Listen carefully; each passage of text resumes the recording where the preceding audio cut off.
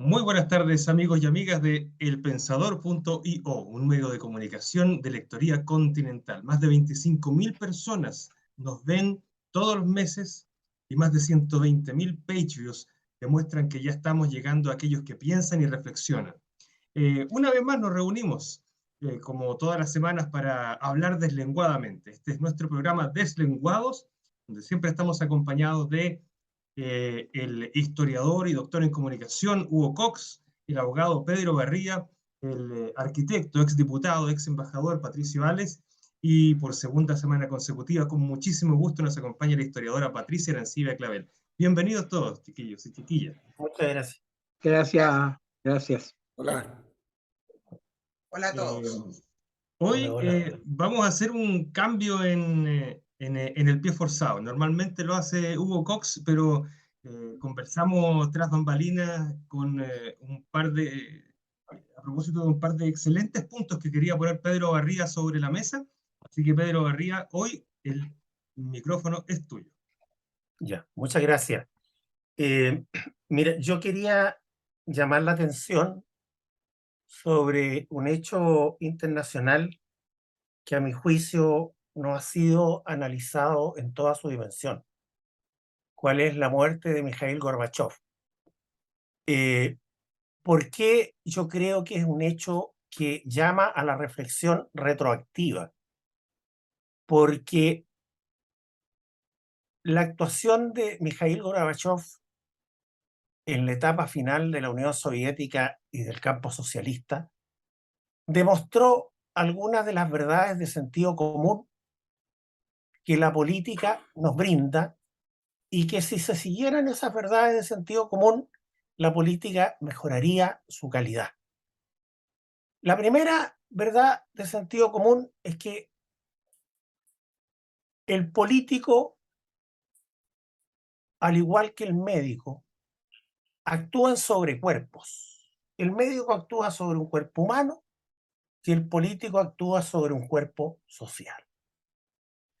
Cualquier cosa que uno u otro haga sobre ese cuerpo, a la par de tener efectos benéficos, que a veces no los tiene también efectos colaterales, negativos. En política no hay ninguna medida que no provoque un efecto no querido. La perestroika y la glasnost lo demostraron. La perestroika y la glasnost no fueron jamás aplicadas por Fidel Castro, ni por el líder coreano de Corea del Norte, porque posiblemente presumían que si lo aplicaban iba a pasar lo que pasó en la Unión Soviética y en el campo socialista. La segunda verdad de sentido común que yo creo que es importante tener en cuenta y que yo creo que es un defecto de la política, no solo en Chile, sino que en todo el mundo, es que la política no se realiza sobre la base de un análisis científico, sobre la base de traer la ciencia, en este caso posiblemente las disciplinas de las ciencias sociales, la historia, la economía, la ciencia política, la psicología política, para analizar, diagnosticar, adoptar medidas y pronosticar qué puede ocurrir, sino que se hace un poquito al tuntum, al sentido emocional que nos va marcando la vida. Y eso hace que la política sea una mala política, una política de mala calidad, una política que produce políticas públicas, pero que nunca son evaluadas. Nunca nadie dice, mira, nos equivocamos en esto, nos equivocamos en esto. Y eso es especialmente notorio hoy día en todo el mundo.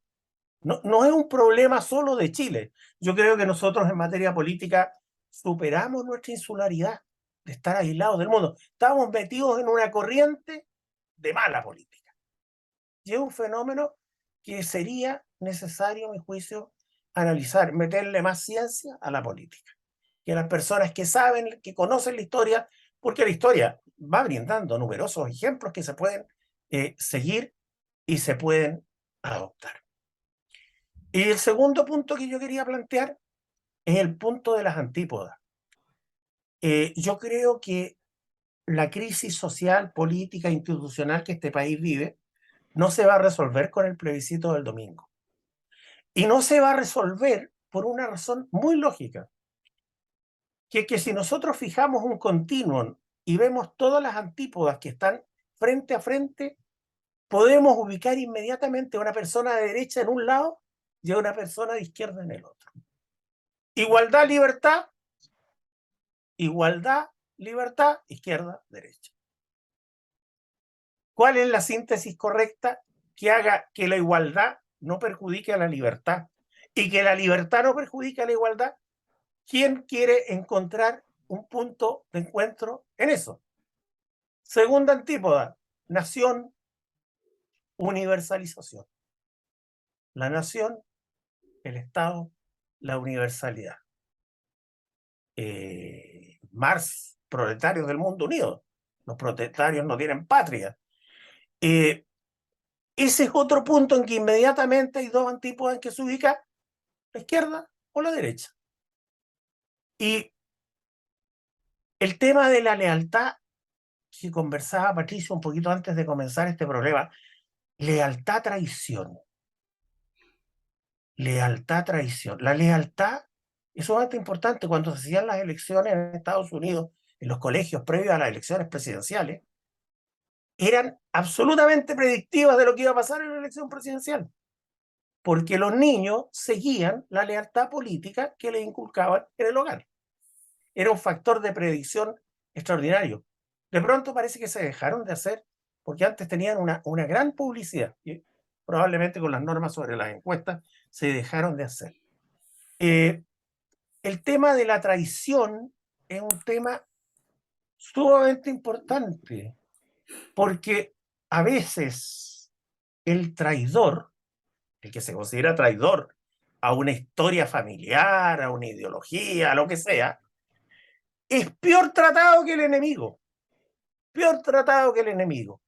Es denostado, es vilipendiado, es asediado, etc. Entonces, yo creo que hay que hacer un esfuerzo tremendo, tremendo, por ver en la historia del mundo cómo estas antípodas nos han ido separando. Y este es un problema que, a mi juicio, no sé, a lo mejor Patricia Arancibia me va a corregir, o lo va a ver su inicio antes de lo que yo lo veo, o posterior. A mi juicio, lo veo como que existe desde la Revolución Francesa. O sea, llevaríamos más de 200 años en medio de estas antípodas y todavía no las podemos resolver. Entonces yo quería introducir esos dos elementos porque creo que formamos parte de un fenómeno mundial en los dos puntos que yo planteo. Chile ha superado su insularidad, pero la ha superado de mala forma. Me viene bien esta introducción, perdone, que ¿puedo hablar? Sí, Sí, adelante, estamos en una conversación. Sí. No. Me viene súper bien la introducción que hace Pedro con esa capacidad que tiene para hilar muy bien la historia, los conceptos. Te felicito, Pedro, por esa capacidad que no todos tienen, ¿no? Gracias. Me viene bien porque yo lo que quería plantear a 2 días del plebiscito, que si bien yo estoy convencida que va a ganar el rechazo y por un margen importante, pienso que no quiero hablar de mi sector porque yo me represento a mí misma, aunque parezca un poco soberbio decirlo así, pero yo no soy parte de ningún partido, de ningún movimiento. Yo me siento una persona liberal, que voy a votar rechazo y que no hablo de dictadura, que hablo de gobierno militar, pero que creo justamente en los conceptos que ha señalado Pedro, que de alguna manera podrían señalarse como las antípodas en la derecha en relación con la izquierda. Y quería decir que lo que yo veo es que si bien vamos a ganar en el rechazo, creo que Chile ya perdió desde mi perspectiva, desde mi mirada. Y yo te diría con una mirada histórica de estos últimos 40 años. ¿Y por qué hemos perdido? ¿Y por qué ya perdimos? ¿Y por qué yo estoy tan triste por Chile, por mi Chile? hemos perdido porque creo que hemos puesto en la balanza lo que dice Pedro, libertad e igualdad, y obviamente la Constitución que se va a plebiscitar ha puesto mucho más énfasis en la igualdad que en la libertad, no logrando hacer una amalgama que nos pudiera haber contentado a los dos lados, digamos. Ha hecho un Estado, ha tratado de imponer o va a tratar de imponer un Estado social versus un Estado subsidiario, que es lo que a mi juicio los girondinos van a hacer después del 5 de septiembre, si los jacobinos en definitiva no se toman el poder antes, porque yo creo que esas son las dos opciones que pueden pasar el 5 de septiembre. Yo creo que ahí tenemos un grave problema con ese tema, y porque creo que frente al tema de la igualdad y la libertad, frente al tema del Estado subsidiario versus el Estado social o el Estado de derechos sin deberes, y frente a algo que a mí me llega muy profundo como liberal, frente al tema del colectivo y el individuo, que también están en las antípodas, también obviamente ha triunfado o puede triunfar ya colectivamente, más allá del plebiscito, generacionalmente está triunfando o ha triunfado el colectivo. Es decir, los grandes principios que han informado a la civilización occidental desde la Revolución Francesa para adelante, que son los principios de libertad, del individuo, de los derechos individuales, del emprendimiento, de la libertad y de esta capacidad del hombre de ser libre, ya vemos que se ha ido corriendo la cerca, y se corrió la cerca. Por lo tanto, aquellos que teníamos este pensamiento liberal tenemos que asumir que estamos no solo en otro Chile, estamos en otro mundo. Se ha corrido la cerca, estamos en lo que yo decía en el programa pasado, estamos en un gong que va hacia la izquierda y que tenemos que asumirlo, nos gusta o no, es parte de la historia. A mí no me gusta porque sabemos perfectamente a qué nos lleva, históricamente sabemos a qué nos lleva esta fórmula. Es una fórmula que nos va a llevar no solo a la mediocridad, sino al desastre. Entonces, es decir, es que da lo mismo quien gane el domingo. Ya perdimos porque perdimos los principios, los conceptos básicos por medio del cual una sociedad como la chilena, y ahora me centro en Chile, había logrado desarrollarse, había logrado crecer, había logrado entenderse. Los gobiernos desde Frei en adelante, pero más bien diría desde el gobierno militar en adelante, incluyendo a todos los gobiernos de la Concertación, habían logrado concertarse entre la socialdemocracia y el liberalismo en una amalgama de ideas que nos permitía convivir y vivir en paz.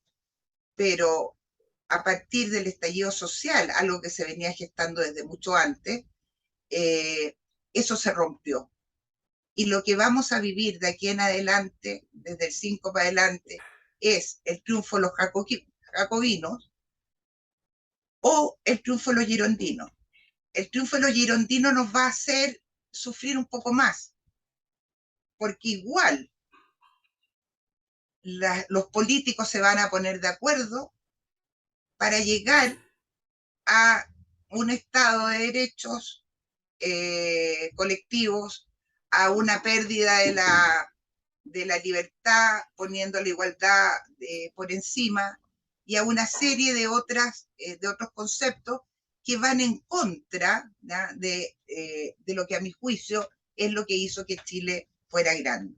Por lo tanto, yo estoy muy pesimista, muy negativa, y termino con esto, más aún cuando le agregamos un tercer elemento o cuarto elemento que no mencionó Pedro, pero que obviamente creo que lo va a asumir, que hay otra antinomia, que es la violencia.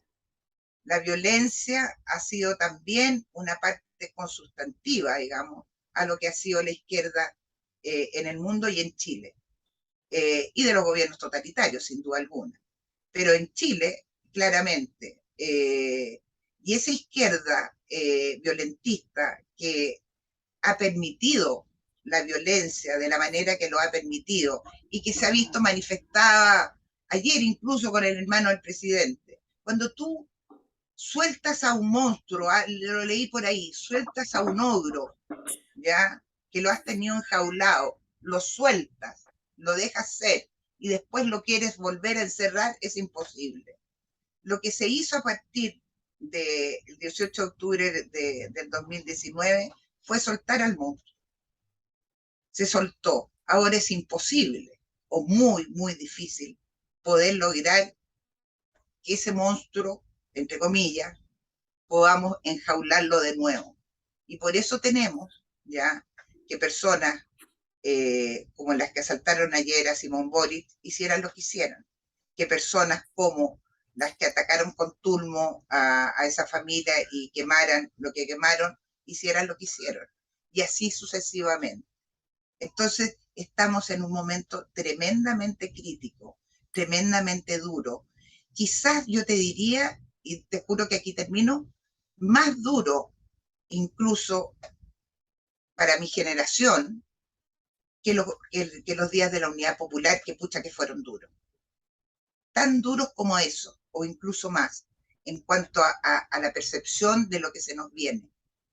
Muy tremendo, muy dramático, muy, muy fregado, muy profundamente estresante.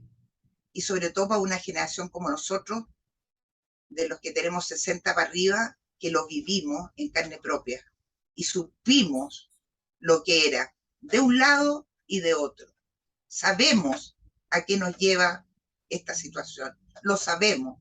Lo sabe Pedro, que estuvo en la Vicaría de la Solidaridad, lo sé yo, que sufrí en carne propia en mi familia lo que fue el drama en la Unidad Popular, y lo que fue los asaltos a mi casa y miles de cosas que no quiero ahondar.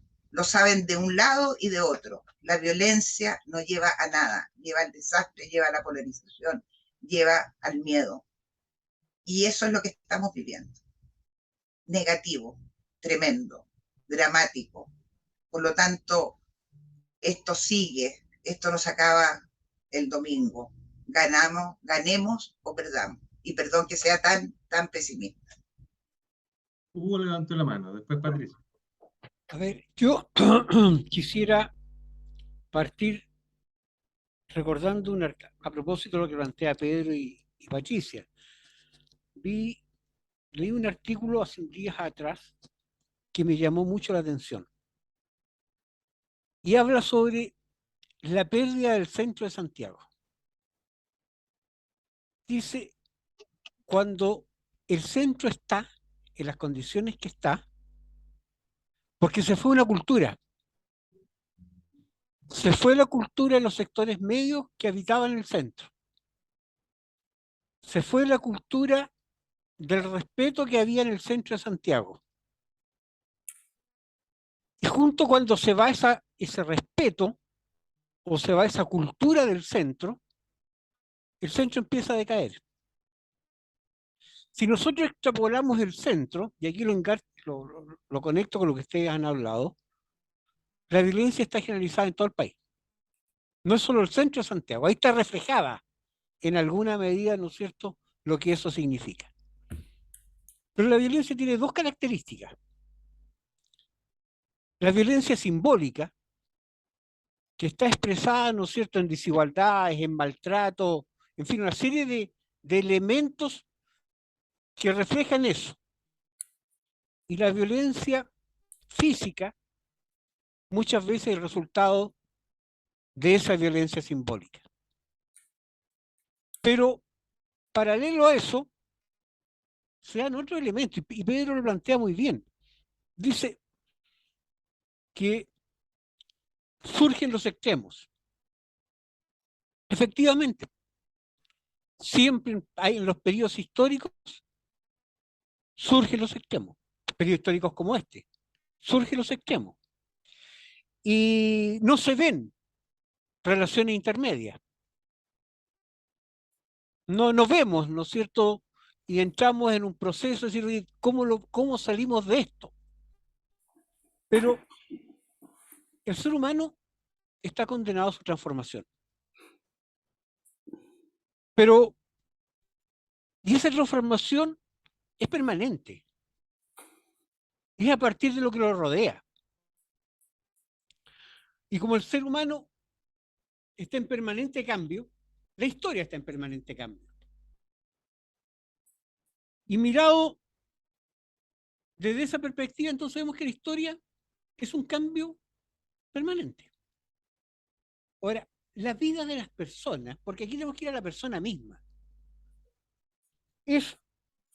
no se da dentro de los grandes procesos históricos.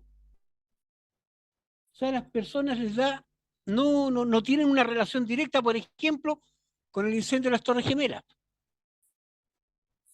o con la caída del muro de Berlín. A la persona común no se siente dentro de esos hechos que marcan un periodo histórico. Las personas ven su vida desde su propia historia. Y al ver la vida de su propia historia, toman su pasado y lo proyectan a un futuro.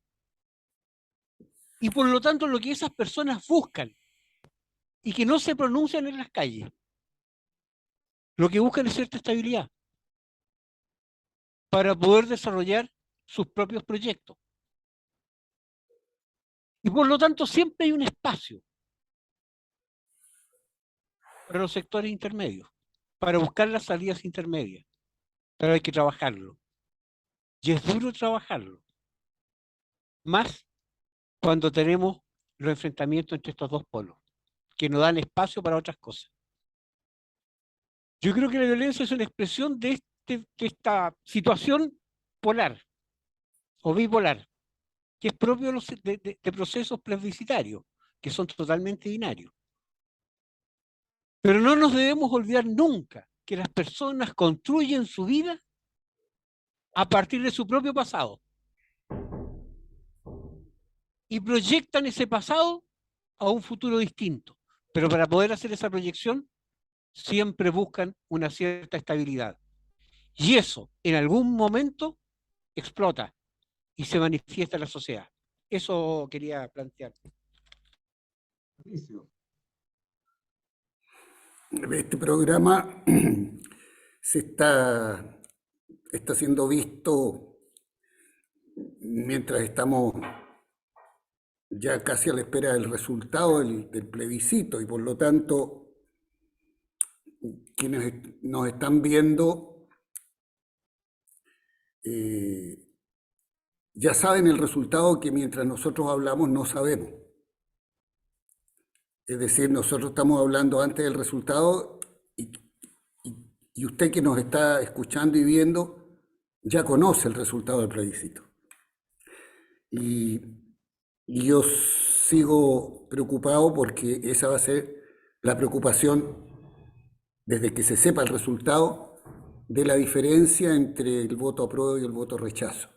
Porque ya han aparecido distintas voces que en la prensa dicen que no hay que dramatizar la diferencia entre el voto rechazo y el voto apruebo. Y yo creo que es dramáticamente distinta. Hay quienes dicen que no hay que exagerar, que lo que está en juego si gana el apruebo y lo que está en juego si gana el rechazo no sería tan distinto, y que esto de que esté cerca de 50 y 50 o apenas un poquito más arriba el rechazo indica que es un país que está dividido, que es cierto, pero que las propuestas y lo que se ve no sería tan diferente. Yo creo que es dramáticamente distinto.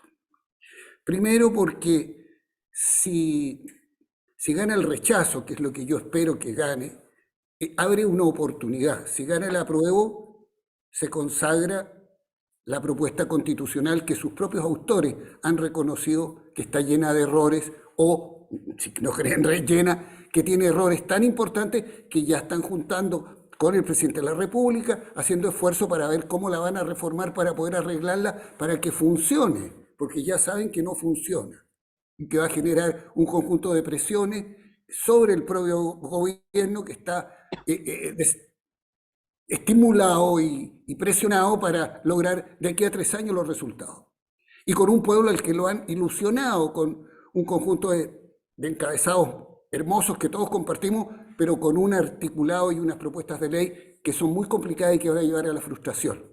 Esa presión que generan los autores del apruebo con la propuesta constitucional de salir victoriosa va a generar conflictos que van a detener el proceso de cambio.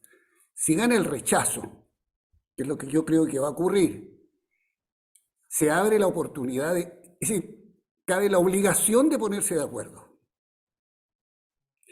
Ganando el rechazo, los votantes del rechazo, que somos gente de izquierda, gente de centro, gente de derecha, gente de distintos sectores, tenemos visiones diferentes de cómo construir una propuesta.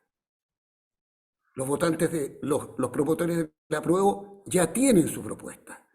Si llega a ganar el rechazo genera la obligación del diálogo, la obligación de ceder, la obligación de mirarnos entre todos, no solo entre los que ganamos con el rechazo, sino de ponernos de acuerdo con una parte importante, con los que quieran dialogar y que votaron apruebo, porque hay algunos del apruebo que no quieren dialogar, como también los debe haber del rechazo.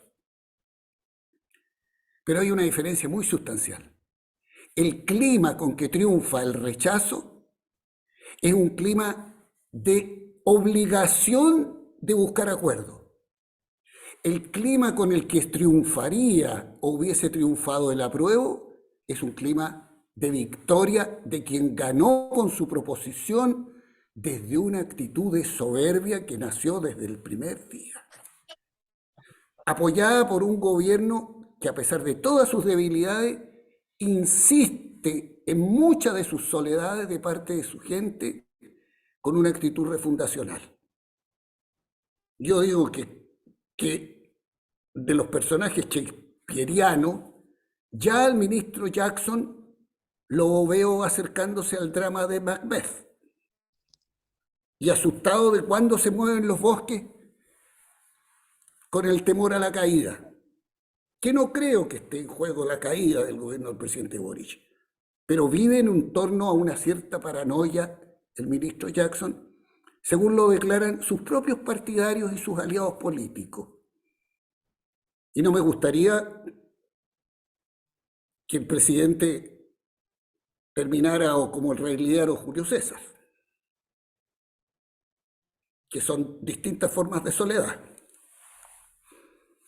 Yo creo que la aparición de fenómenos de la obra de Shakespeare de Julio César, con las tradiciones que ya hay hacia el aparato de gobierno, son evidentes, está a la vista. Pero si ese grupo triunfa con el plebiscito, con la propuesta del apruebo, dialoga desde la victoria. Aunque me prometa que va a arreglar la Constitución, no es lo mismo construir una nueva propuesta a partir del rechazo de quienes no hemos construido una propuesta y que tenemos la obligación de construir con el país entero, no con nuestros partidarios, porque no somos muy distintos. Es muy diferente a los que presionan al país con una estructura constitucional tan rígida y tan difícil de reformar, a pesar de la oferta que hacen sus autores que la saben que la propuesta es mala. Tan difícil cuando vienen ahí propuestas legislativas, con fechas, con plazos. Eso no le hace bien a Chile. No es una constitución. Se parece a una constitución, pero avanza en mandatos tan autoritarios, tan rígidos, que efectivamente tienen una fuerte dosis de jacobinismo. Y creo, a diferencia de Patricia, que efectivamente el mundo ha ido cambiando hacia una nueva manera de mirar el orden político y social. No, yo digo Y eso. Lo que pasa es que a sí, mí no me gusta cómo ha ido cambiando hacia ese modo porque es un fracaso, pero me doy tienes cuenta que ha ido razón, cambiando. tienes razón. La diferencia estaría en que yo soy A ti te partidario gusta. de... Sí, la diferencia es que yo creo que es bueno Claro, dejar de lado el Estado subsidiario y construir un Estado solidario. claro. Y ahí podemos tener debates que pueden ser en el curso de las próximas semanas posteriores al resultado y la evaluación primera del plebiscito sobre qué quiere decir mantener el Estado subsidiario y qué quiere decir tratar de construir un Estado más solidario y darle al Estado una intervención mayor. La tendencia, sí, efectivamente es una tendencia cada vez mundial Sí. hacia un Pero Estado más... es como la historia, tú sabes que esos son, van y vienen. Pero Sí, a mí Es probable, pero lo sí, que quiero decir es que ese debate es un debate muy rico, pero que requiere una conducta muy distinta a la actitud soberbia con exacto. la que se ha manifestado el apruebo. O Yo sea, creo, yo creo yo veía que, una cosa bien interesante cuando discutían respecto, se preguntaban a los encuestados qué les había determinado votar rechazo. Y un porcentaje enorme de personas, de chilenas y chilenos, contestaron la conducta que observamos en el curso de la Convención Constituyente por parte de muchos convencionales, que no son todos, pero el ruido suena más que el silencio. La actitud agresiva, la sobrecelebración, el escándalo, la La actitud alegría frente a la desgracia ajena. exactamente, Baradit esto a mí cuando me dice que parece la actitud espantoso. poco dialogante. Ellos contestaron eso. Esto no es un invento que estoy haciendo yo, lo contestaron los propios. Y mientras nosotros hablábamos de la hipótesis del contacto. Ahora, te Yo quería me... interrumpir una sola cosa. Alan, Yo estoy de acuerdo con Pato en el sentido de que el rechazo genera una posibilidad de diálogo mucho más profundo y de posibilidad de entendimiento hacia el futuro mucho mejor que la drasticidad de lo que significa el apruebo. Eso no cabe la más leve duda. Ahora, drasticidad, ese es muy buen calificativo, drasticidad. ahora, lo que a mí me preocupa, y en eso no sé qué piensan ustedes, pero yo creo que ya sea por juventud, ya sea por el contexto, por el grupo que lo apoya. No sé hasta qué punto el presidente de la República va a estar en condiciones de poder liderar este proceso, en primer lugar. Y en segundo lugar, si es capaz de liderarlo, va a implicar lo que nos pasó. Acuérdense que la historia es una gran lección. Si es cosa de leer la historia y sabemos lo que pasa. Si es capaz el presidente de la República de asumir de verdad su función, de aunar la fuerza para llegar a un entendimiento país, implica, obviamente, dejar de lado al Partido Comunista. Y dejar de lado al Partido Comunista que ha señalado ayer o anteayer el propio presidente del partido, que hay que salir a las calles. Ha tenido que desmentirlo después de una manera bastante... Pato, tú que estuviste adentro del campechana. partido, tú sabes cómo se hacen esas cosas. Claro, Pero lo que hace el Partido Comunista es estar en el gobierno con un pie y estar en la calle con otro pie. Y eso no va a poder seguir durando si es que queremos un liderazgo del presidente de la República como lo queremos todos los que vamos a votar por el rechazo y los que queremos, digamos, llegar a un acuerdo en que de una casa para todos. ¿Ah? Eso es imposible teniendo a un partido comunista con esa virulencia, con esa soberbia que se ha demostrado desde octubre del año 2019 y para qué no decir históricamente. Entonces, yo no sé cómo ustedes lo ven, pero si queremos que el presidente de la República lidere este proceso, porque si no, ¿quién? Yo no veo líderes políticos en ninguna parte, ni en la derecha, ni en el centro, ni en la izquierda. No veo. No, si ustedes me nombran alguno, me encantaría saber alguno. No, ni en mi No, sector, ni en el de ustedes. perdón, Patricia, hay líderes políticos, pero no de amplio consenso. Claro. No de amplio Puede consenso. haber, claro, no, que aúne a todo. Ni siquiera, y Boris no, pero Boris por último es el presidente de la El República. presidente. Entonces, desde ese punto de vista, obviamente que tiene la legitimidad, digamos, para guiar el proceso. Pero si él sigue, digamos, de la mano con el Partido Comunista, esto se va a ver muy, muy difícil. Entonces, no sé qué va a pasar con el Partido Comunista y con esa situación. No sé, Hugo, sí. Permítame tomar el testimonio y poder responder esa pregunta desde mi punto de vista y al mismo tiempo retomar un par de puntos que había dicho Pedro desde el principio.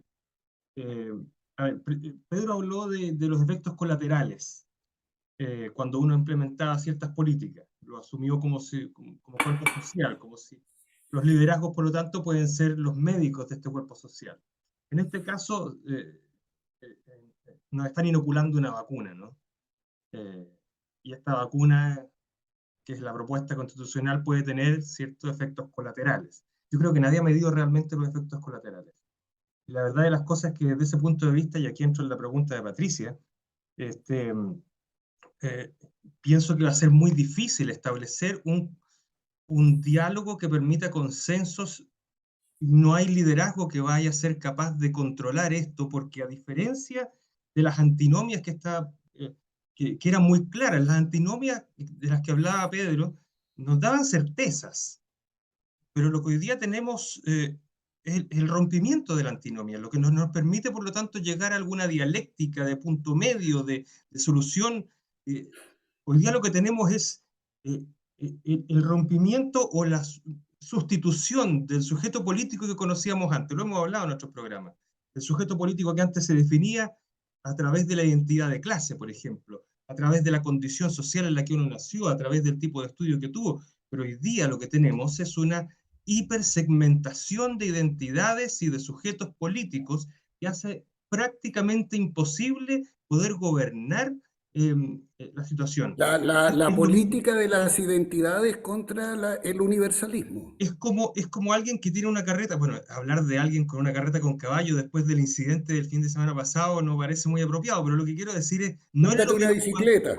no es lo mismo que usted tenga una carreta con un caballo, que usted puede conducir con cierta facilidad y lo puede llevar en una dirección, a que usted tenga una cuadriga, ¿no? Como en los juegos romanos antiguos, las cuadrigas eran de 4 caballos, a veces de más. Es difícil llevar una cuadriga. Había que ser muy, muy apto. El que se leyó Ben Hur se acordará Entonces aquí lo que tenemos son muchos caballos. ¿Quién puede conducir eso? ¿Qué liderazgo es capaz de conducir a un consenso entre tantas identidades políticas distintas, cada una de las cuales no está ni ahí, y lo digo con esas palabras, no está ni ahí con la posibilidad de llegar a un punto medio? Mi libertad es la que importa, porque yo he sido un grupo históricamente marginado. Oiga, pero es que, ¿y qué pasa con los efectos colaterales que vienen conmigo? No me importan sus efectos colaterales, no me importan, porque yo he sido un grupo históricamente marginado y debo ser reparado por la sociedad. Y bajo ese concepto, entonces la antinomia se rompe y no tenemos posibilidad de llegar a ningún punto medio. Lamentablemente veo el vaso medio vacío ahí. Oye, Adelante, Hugo. a eso hay que agregarle un segundo elemento que no es menor. Si ustedes se acuerdan que en la campaña presidencial una de las grandes promesas fue eliminar la Ley de Seguridad Interior del Estado. Por supuesto, promesa repetida, ley represiva que no usaremos nunca, la vamos a eliminar, dijo. Prometieron que los estados de excepción desaparecen, ¿no es cierto?, del marco jurídico del país. Han tenido que usar el estado de excepción. ¿Y la ley de seguridad? Y la ley interior de seguridad también la han tenido que usar. Y eso, en algunos sectores de esa alianza, de Apruebo Dignidad, los tiene muy a contrapelo. Y ahí hay un tema que no es menor. O sea, yo no sé cómo van a reaccionar después del 5 cuando vean que el estado de excepción, que está dentro de los compromisos a reformar, no hay derogación de la ley de seguridad interior del Estado. ¿Cómo Boric va a conversar de su sector? Dicho sea de paso, Hugo, a propósito de jacobinos y girondinos que estábamos hablando, si se acuerdan, la historia nos habla, ¿no? ¿Cuál fue el motivo para que los jacobinos se fueran contra los girondinos? Ambos habían sido parte de la revolución originalmente. Y fue Sí, la Claro. decisión de cuál fue la posición de los girondinos en la votación de matar o no al rey. Perdón, podría agregar un elemento de sana política en el sentido común. La política también es renunciar, es renunciar. El debate entre Ceder, republicanos y monárquicos en ceder. España terminó a la muerte de Franco, porque era una estupidez perseverar en ese debate. Y el Partido Socialista Obrero Español, que adoptó posiciones centristas y de compromiso, el Partido Socialista Obrero Español perdió parte importante de sus dirigentes y de sus militantes que se fueron y asumió el costo de perderlo, conducido por Felipe González. Entonces, yo creo Perdón, que... Pedro, déjame reforzar una idea. Tienes tanta razón y es tan dramática la diferencia de la falta de capacidad política de los que están conduciendo hoy día el país y la política desde el gobierno, que la disculpa de ser joven hoy día en Chile no existió como disculpa de los jóvenes del PSOE cuando fueron capaces de ponerse de acuerdo y ceder. Es decir, era una generación de jóvenes que estuvo dispuesta a ceder. Y aquí estamos ante una generación de jóvenes que no está dispuesta a ceder, a transar ni a dialogar y solo a imponer. Y en cambio esa otra generación de españoles jóvenes era una generación que estuvo dispuesto a decir incluso a renegar de máximas del propio marxismo. Quería reforzar tu Perdona, idea. pero ahí además hay otro elemento que es súper importante. La actitud que tuvo el Partido Comunista Español fue una actitud de conciliación tremenda. El Partido Comunista Español prácticamente desapareció después pagando los pecados de la conciliación. Pero aquí hubo una cosa que fue muy maravillosa, o sea, la actitud centrista, moderada de todas las fuerzas políticas fue, a mi juicio, esto no se ha investigado profundamente, pero a mi juicio fue la causante del compromiso del rey Juan Carlos con la democracia.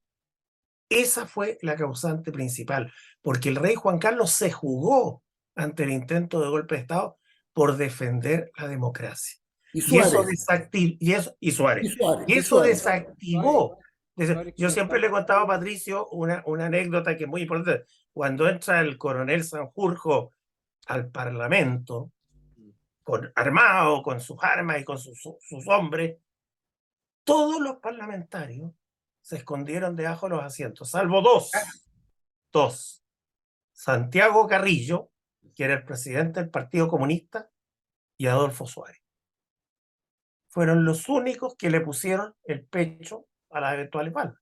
Entonces, hay una necesidad de un renacer en que de repente los españoles dicen, pucha, con este rey que tenemos ahora, ¿vale la pena seguir discutiendo si Pero república? Boris, ¿qué es Juan Carlos? No, No, pero perdona, pero yo creo no, que hay que darle una oportunidad. Yo siempre cuento una anécdota que el hábito realmente hace al monje. Yo trabajaba en la Vicaría de la Solidaridad. Cuando se fue Cristian Presi y llegó Juan de Castro, había un ánimo de funeral en la Vicaría total, porque se rumoreaba que Juan de Castro venía a cerrar la Vicaría. Y Juan de Castro se fue empapando del trabajo de defensa de los derechos humanos y de un montón de cosas, y fue un sacerdote súper comprometido. Y yo digo, el hábito a veces hace al monje. O sea, de pronto, yo soy creyente, de pronto las personas son iluminadas.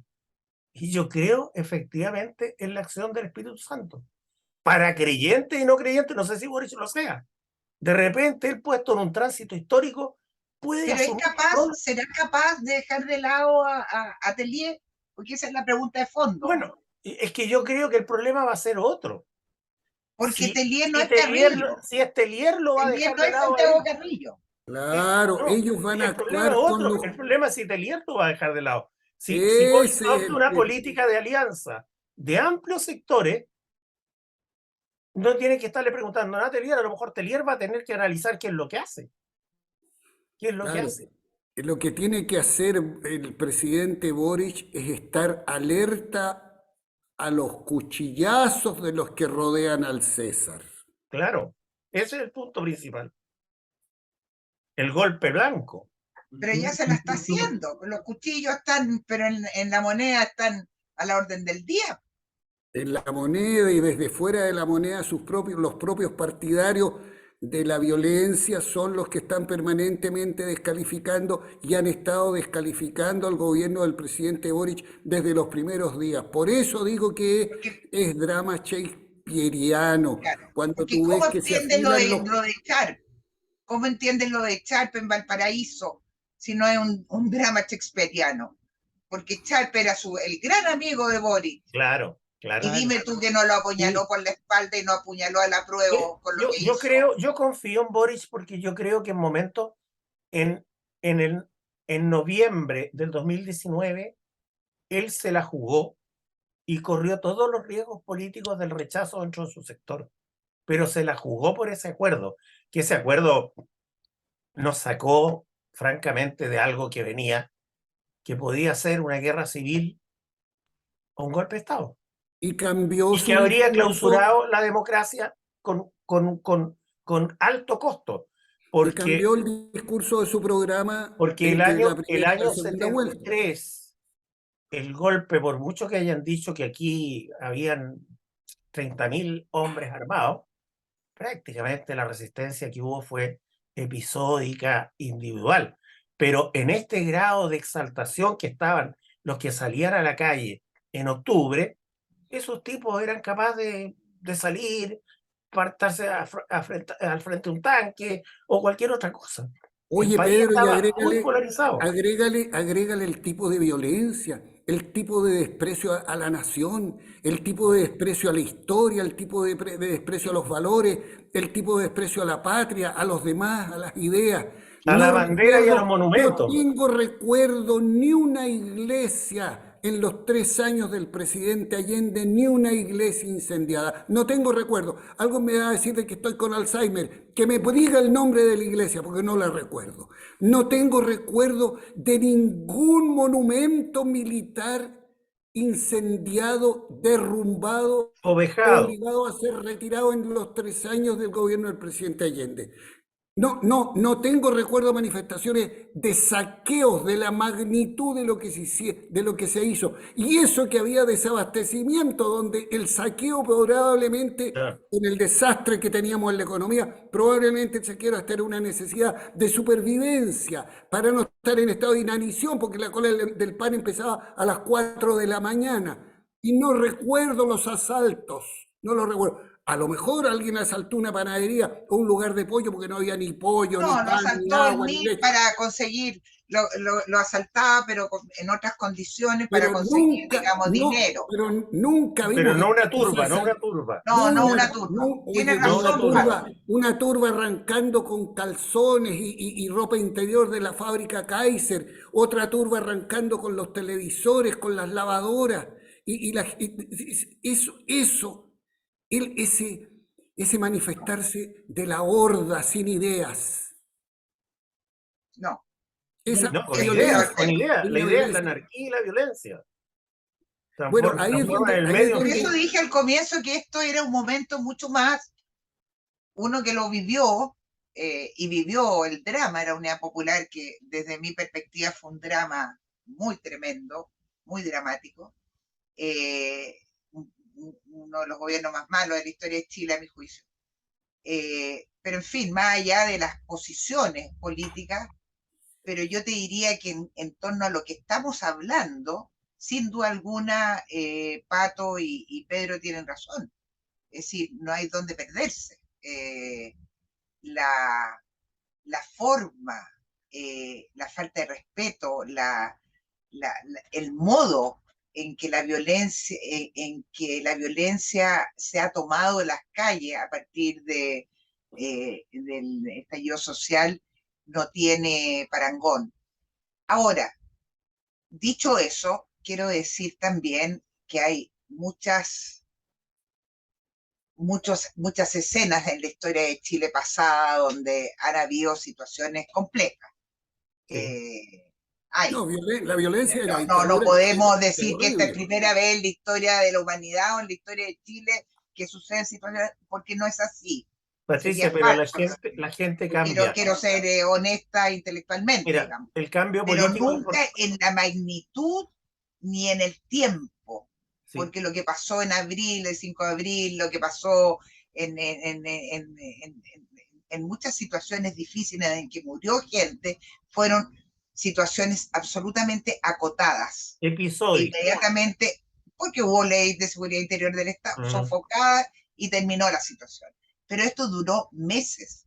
Esto ha durado meses. En dictadura duró años. En dictadura duró años y de Es que manera sistemática. no entremos en esa discusión porque esa es otra discusión. Bueno, pero es un dato. Sí, es que, claro, pero es pero el cambio es posible. Mira, yo te digo, yo lo estudié estando en Estados Unidos, el proceso de renovación socialista. Y realmente el proceso de renovación dentro del Partido Socialista, que era el partido más extremo de la Unidad Popular, más extremo que el MIR. Y más extremo que el Partido Comunista, que claro, el Partido Comunista era un partido conservador dentro del gobierno de Allende.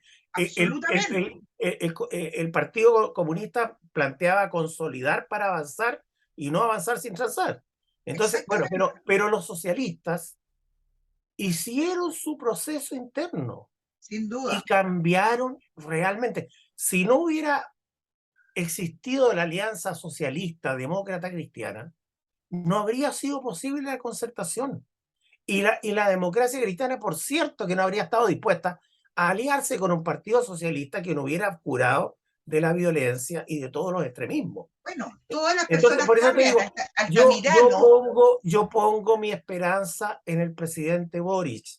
Yo creo que el presidente Boric tiene la oportunidad histórica de transformarse en un líder que haga posible una transición pacífica dentro de este país.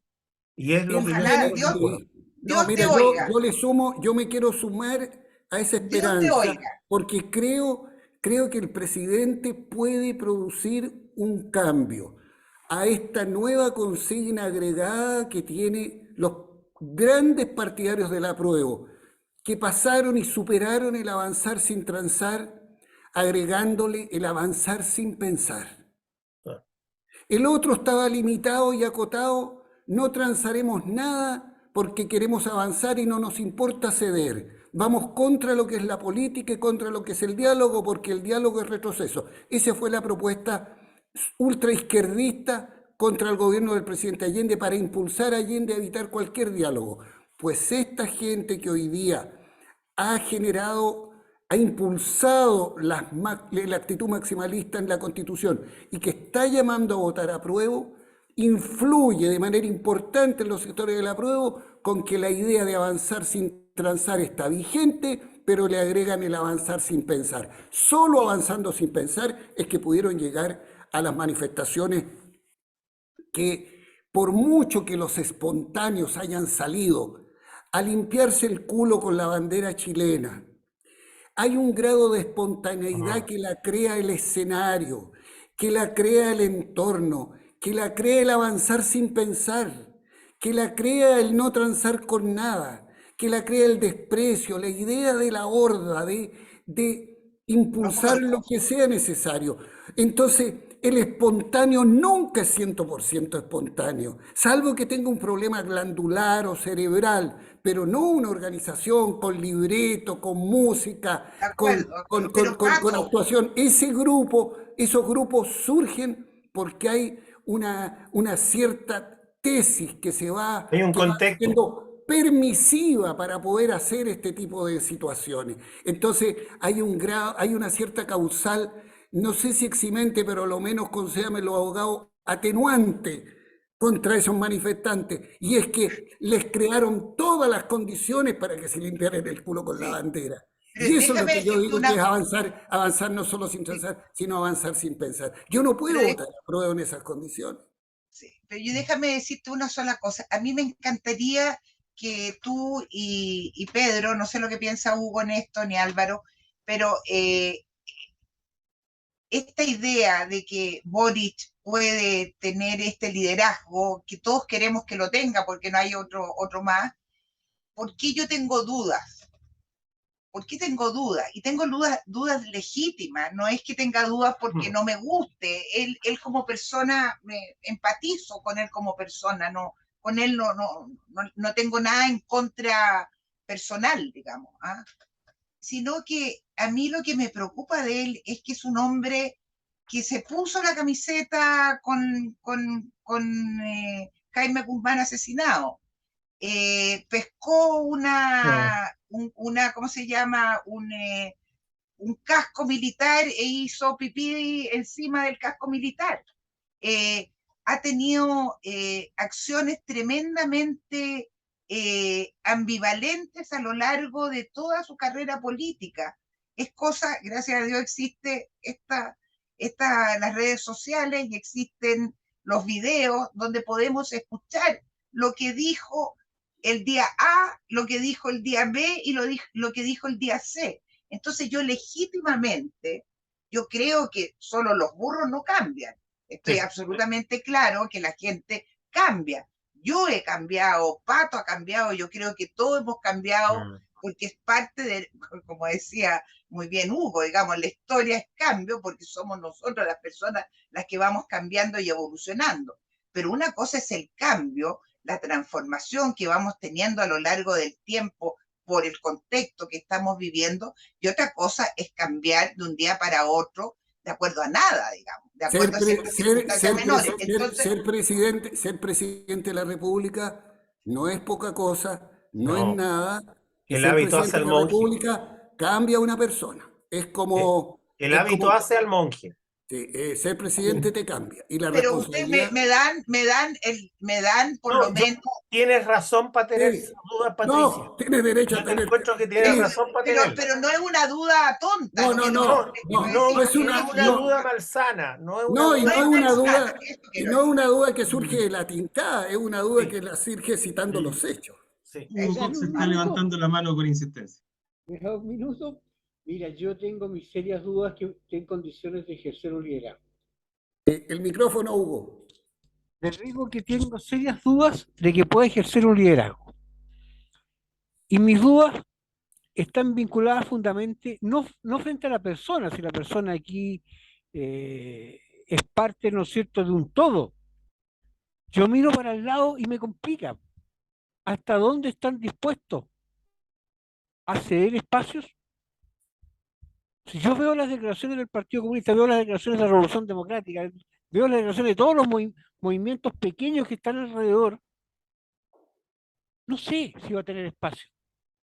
No sé si va a ser capaz, dependiendo del resultado, porque dependiendo del resultado, van a ser los escenarios que se van a abrir. Yo les digo honestamente, si gana el apruebo, y ahí concuerdo contigo, Patricio, si gana el apruebo, va a ser un escenario. Y va a ser un escenario en que se va a hablar desde ganador. La soberbia. De la soberbia. Se va a mantener. Perdona vida. Pero si gana el rechazo, se va a hablar desde otro escenario. Claro, busca acuerdo. ¿Te fijas? Entonces, yo no sé. Te digo honestamente. Es cierto, se necesita capacidad de diálogo. Pero es que esos sectores no están en condiciones. Hoy día, por lo que dicen, no veo que estén en condiciones del diálogo. Lo niegan. Bueno, rodéalo, aplica la técnica del Partido Comunista, rodea a Boris. O sea, si gana el rechazo, los dirigentes de Amarillos por Chile, de las organizaciones sociales por el rechazo, de los partidos de derecha que apoyaron el rechazo, al día siguiente... Y los partidos de izquierda, y la gente de izquierda. Y la gente de izquierda, todos tienen que ir a hablar con Boris. Pero tiene A a la hablar Irina, con Boris. a la Irina Lao, que es, digamos, la representante de su mujer, digamos, y las mujeres, ustedes saben la influencia que tenemos sobre los hombres. La tenemos, y eso es una verdad. Y la Irina no es una mujer, digamos, no es una geisha, ni mucho menos. Y yo creo que ella está detrás de muchas de las cosas que ha hecho Boris. Además que se ha descubierto, ustedes han leído las últimas noticias en relación a las conversaciones que se tuvieron con Yaitul, que las ha dado a conocer el abogado, tanto en Fiscalía como en la PDI.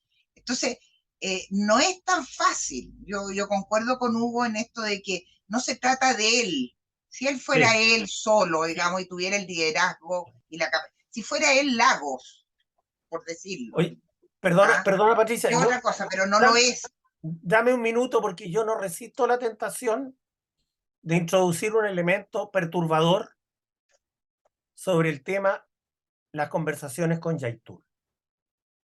Yo creo que lo que hizo la ministra Vega y la asesora es lo correcto y es lo que hay que hacer.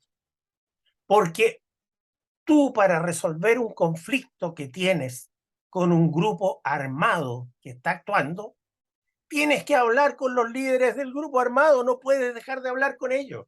Tienes que hablar. No lo niegues. Así se avanzó. Pero no lo nieguen entonces. No lo nieguen. Pero ¿por qué no dicen la verdad? Pues debieran haber dicho sí, correcto. Eso pero es la lo que había que hacer. a la ministra Vega con la ETA.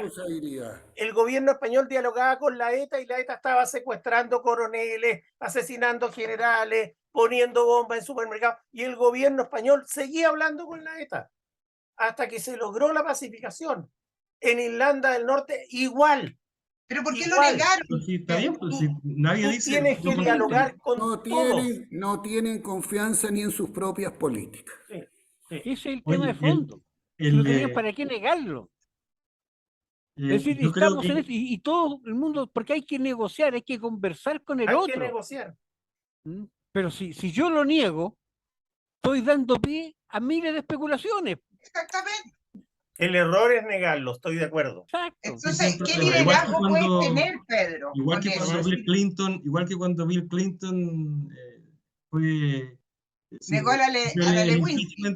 Por la Lewinsky, no tenía que ver con que se acostara con otra mujer, si ese no era el pecado del presidente, fue porque lo negó y mintió. Exactamente. Bueno, es que los gringos tienen un aprecio tremendo por la verdad. Cámbiate el ejemplo mejor.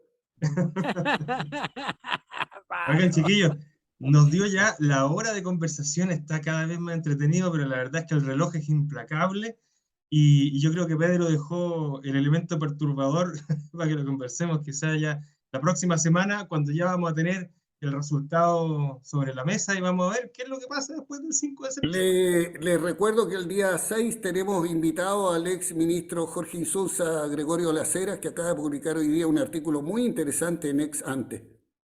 Sí, muy bueno. Muy bueno. Así que, y muy documentado. Con Patricia nos vemos en 2 semanas más y vamos a seguir 13. Así es.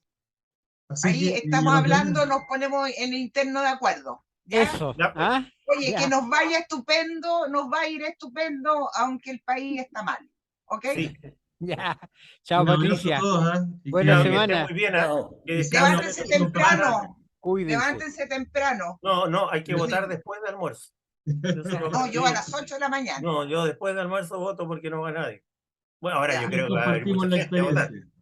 Va a haber 27 grados. 27 a mí me tocó la misma mesa que a mi hija. Nos trasladaron a una cuadra de la casa, a un liceo.